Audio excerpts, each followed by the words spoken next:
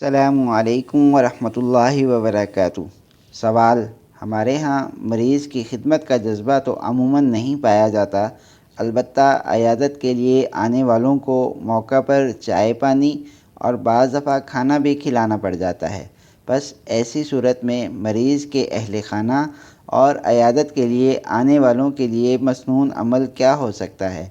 مشکوٰۃ شریف صفحہ 133 باب عیادت المریض کی پہلی حدیث میں ہے کہ اس کی زیارت کرو، جبکہ بالکل ساتھ کی پٹی میں اشارہ کے حاشیہ میں لکھا ہے کہ مریض کا خیال رکھنے والا کوئی ہو تو عیادت سنت ہے، کوئی نہ ہو تو واجب ہے۔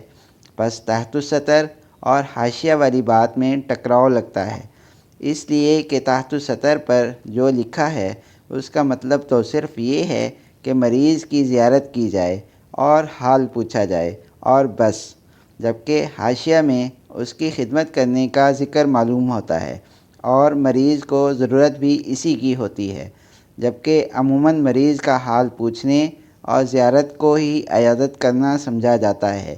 مریض کی خدمت کرنے کو عیادت کا مدعا نہیں سمجھا جاتا۔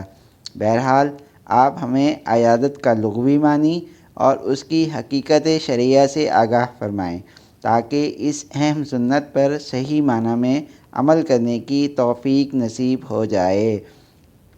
جواب: ایسا ہر عمل جو مریض کے لیے تکلیف یا بوجھ کا سبب بنے صحیح نہیں، البتہ اس کے ساتھ اگر طویل مجلس کرنے یا اس کے پاس کھانے سے اس کو راحت حاصل ہوتی ہو تو کوئی حرج نہیں۔ عیادت کا مسنون طریقہ یہ ہے کہ اس کے قریب بیٹھے اور اس کا حال معلوم کرے اور صبر کی تلقین کرے اور دعا دے۔ مشکوٰۃ شریف کی حدیث میں جو بات آئی ہے اس کے تحت جواب یہ ہے کہ عیادت کے لغوی معنی زیارت کرنے کے ہی ہیں اور شریعت میں بھی زیارت کرنے کو کہتے ہیں، البتہ عیادت کے مختلف درجات ہیں۔ عام حالات میں عیادت مسنون ہے، لیکن اگر مریض کی کوئی خدمت کرنے والا نہ ہو تو بعض صورتوں میں عیادت واجب بھی ہو جاتی ہے۔ ہمارے ہاں اکثر و بیشتر مریض کے دوست احباب، رشتہ داروں میں کوئی نہ کوئی خدمت کرنے والا موجود ہوتا ہے، اس لیے خدمت کرنے کی چنداں ضرورت پیش نہیں آتی۔